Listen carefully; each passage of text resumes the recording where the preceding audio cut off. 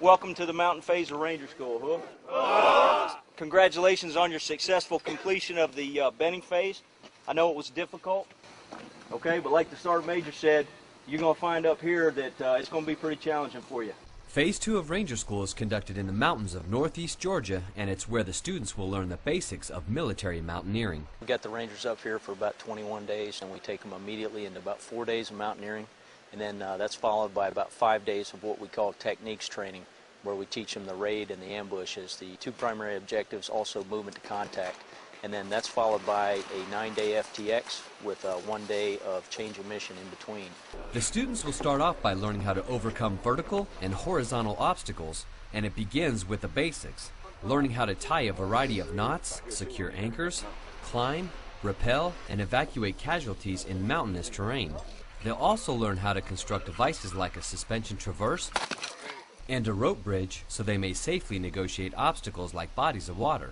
You never know where you're going to get deployed to in this part of the world. You know, there's always rivers somewhere. If you're not properly trained on it, it's kind of hard to install, you know, put any anchors in, because if you do it wrong, the whole thing could collapse on you, and, you know, it could be catastrophic if the water's, you know, frigid or the water's really deep and, you know, you have all that gear on and personnel can't swim to. Knowing these critical skills and using them in theater could be the difference between life or death when it comes to heights like these.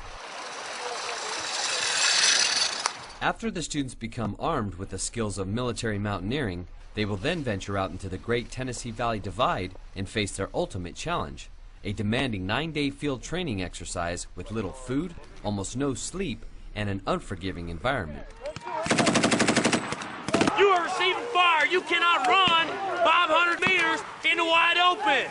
Now 3 to 5 second rush that gun just like you would a regular weapon system. A Ranger student will leave here as knowing about himself and leading other people under physical and mental duress.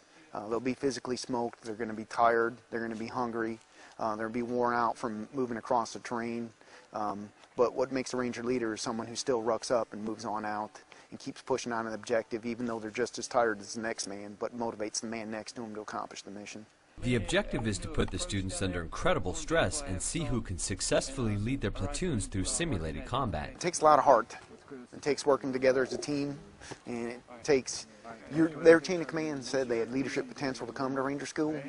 Here they have to demonstrate that they have leadership. Near the end of the 9-day FTX, the students are so physically and mentally exhausted that some begin sleepwalking and hallucinating. Wake up! Talk! What are you doing? I was following the trail, sir. Hey, there's your Ranger buddy right there. Get behind him and move out. Yesterday, I was delirious. We were walking up a mountain, and I started seeing stuff. I thought I was walking through somebody's kitchen at one point.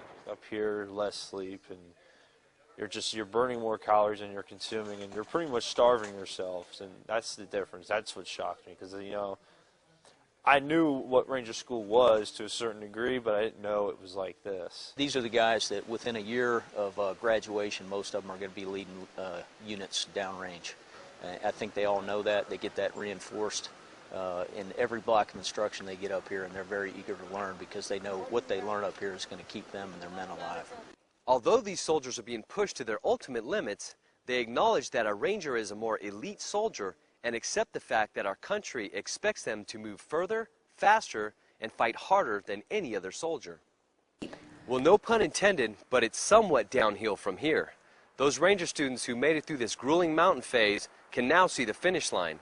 If they can Ranger up and get through the next 3 weeks in Florida, they will have accomplished a great personal and professional feat and have become one of those elite soldiers who can proudly wear that Ranger tab.